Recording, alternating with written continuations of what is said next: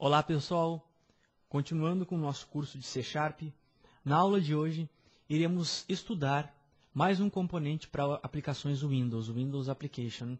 Nessa aula de hoje nós vamos estudar o Masked Text Box. Um text box um pouco diferente, né? Ele utiliza máscaras para a formatação de caracteres dentro desse text box. Vamos inicialmente criando o nosso projeto. O projeto sendo uma Windows Application, vamos chamar de Windows Application Masked Text Box. Ok.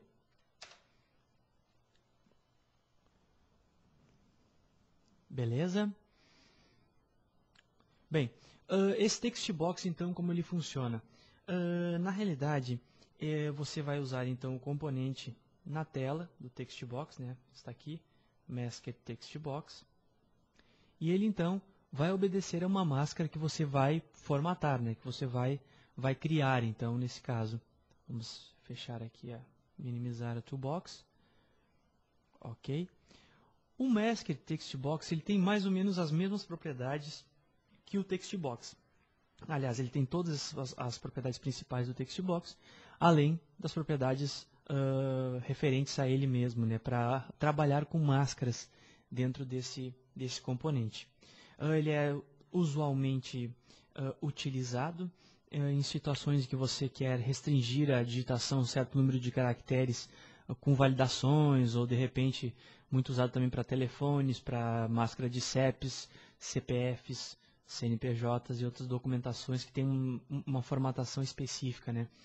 Com os caracteres que você vai adicionar a essa máscara, mais as literais, né? Que são justamente os caracteres de formatação. No caso, o CEP, você tem 5 caracteres numerais, mais um traço e mais 3 caracteres, né? Então, tudo isso você tem como fazer um controle por dentro desse componente Masked Text Box. Tá legal? Como é que eu faço para formatar essa máscara? Você vem até a propriedade Mask, ele tem um wizard, né? Você vai abrir o wizard clicando ali onde eu cliquei. Então, ele dá algumas opções de máscara. Você pode utilizar essas opções ou você pode criar a sua customizada, né? Vamos então estudar como isso funciona. Aqui eu tenho no wizard uma máscara para 5 dígitos numerais, né, de números. Então, ele funciona da seguinte forma. Eu tenho então 5 posições. Eu posso então utilizar o preview para validar essas posições.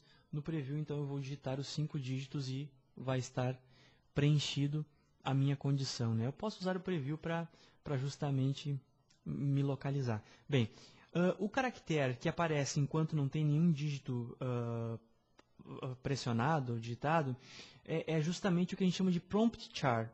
Você tem uma propriedade que, se eu for setar essa máscara, der o OK, a máscara vai aparecer aqui com zeros, então que é o que diz que eu posso receber esses numerais naquele local.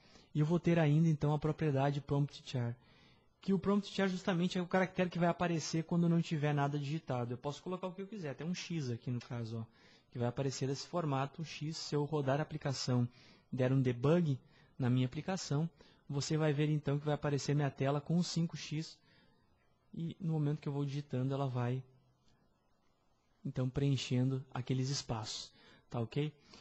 É legal, muitos softwares utilizam um espaço em branco, né, que é justamente para não ficar nada ali, simplesmente a máscara estar disponível dessa forma, né, para a gente. Como ficaria então a digitação de um CEP dentro de um Masked Text Box? Eu justamente colocaria a literal aqui, né, o delimitador, e preencheria com mais 3 zeros. Então isso é uma máscara, essa é uma máscara em um Windows Forms para digitação de um CEP. Você vai verificar que eu vou digitar o CEP e essa máscara vai ser formatada. Vou só aumentar um pouco a fonte aqui para melhorar a visualização. Vamos lá? Aumentando a fonte, colocar 12 pontos. Bem, eu aumento a fonte também que eu quero mostrar um detalhe, que é uma dica legal para quem está iniciando em programação e não tem muita experiência, enfim, ainda para lidar com essas questões de programação, né? Observe que enquanto eu estou digitando os números aqui, o meu delimitador da máscara aqui, a minha literal aqui, ela está se movimentando na medida em que eu vou digitando os números. Vocês sabem por que isso acontece? Pelo seguinte motivo. Essas fontes, essa fonte que eu estou usando nesse momento, ela é uma fonte que ela não é monoespaçada. Vocês podem verificar que a distância, a largura de um caractere para outro é diferente. Você pode observar que é bem menor do que a largura do tamanho do 2. Então a minha máscara ela vai se adaptando de acordo com os dígitos que eu vou colocando na tela. Caso eu deseje que isso não aconteça, que minha máscara tenha uma formatação fixa na tela, e que muitos designers preferem usar dessa forma, porque acham que fica mais bonito na tela, mais bem desenhado, então você pode utilizar uma fonte monoespaçada. Você já deve ter ouvido falar disso, de repente não sabe o que é. A fonte monoespaçada é uma fonte que tem a seguinte característica: a largura entre todos os caracteres é a mesma. Então não existe essa diferenciação de larguras entre caracteres, né? Eu posso utilizar a fonte Courier-New, que ela é uma fonte monoespaçada. Ok? Courier-New é uma fonte monoespaçada. Quando eu for rodar minha aplicação, como eu estou mostrando agora, você pode ver que o meu delimitador não muda, ou seja, eu tenho os espaços físicos, eu consigo controlar melhor o espaço, o tamanho do meu text box, porque eu sei qual é o tamanho que ele vai obter, né? Então isso é bastante interessante para a aplicação. De repente você tem um espaço pequeno na tela, ou quer organizar sua aplicação de uma maneira mais legal, usa um caractere monoespaçado, que ele vai te dar um design mais próximo daquilo que você está procurando, né? Então isso vale muito para o text box com máscara, né? Um Mask Text Box. Bem, continuando, vamos tentar então estender esse nosso estudo sobre o componente Masked Text Box.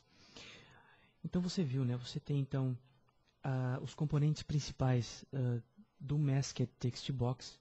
Você tem então o prompt, né? Que na realidade é como vão aparecer no componente essas lacunas a serem preenchidas. Ok? Que é justamente o prompt char. Se você colocar underscore aqui, ele vai aparecer dessa forma como vocês estão verificando. Você tem o literal, que é justamente o separador, que é o caractere fixo do nosso Masked Text Box. E você tem então os caracteres que vão ser digitados normalmente no seu componente, né? Bem, agora nós vamos ver como é feito para você recuperar esses valores. De que forma você consegue recuperar esses valores do componente. Uma forma é a seguinte: você vai acessar a propriedade de text desse componente, né? Então eu vou criar aqui na tela, apenas para exemplificar, colocar um botão e mais um label. Deixa eu alinhar. Perfeito. Bem, eu vou fazer um evento aqui para a recuperação desse valor que está no text. Eu vou colocar no label o valor do Masked Text Box. Ok? Bem, como esse valor vem? Será que ele vem com o prompt? Será que ele vem com o literal? Bem, isso tudo é configurável. Ou você configura no componente inicialmente, aqui no Text Mask Format, para incluir literais, ou excluir, né? Incluir prompt e literais, ou você inclui isso em runtime, né? Em linha de código. Você pode fazer aqui, acessando a propriedade do Masked Text Box, .text mask format. Quando você der um igual, ele já vai chamar o enumerator automaticamente, né? Mask format, ponto, e aí você escolhe a propriedade que quer. No caso, se você vai incluir prompt e literais, vamos fazer um teste aqui para demonstrar isso. Bem, ao testar isso, você vai ver que você vai digitar alguns dados, sobraram alguns prompts, e ele recuperou então os dados desse Masked Text Box com os prompts e também com o literal. Ok? Se você fizer de outra forma, mudar o enumerador aqui, aí você vai ver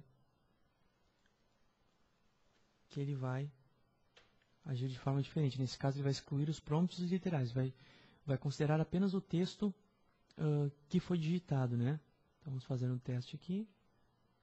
E aqui ele só mostra mesmo você preenchendo todos os dados, ele só recupera o valor do texto. Isso é interessante para inclusão em banco de dados, né?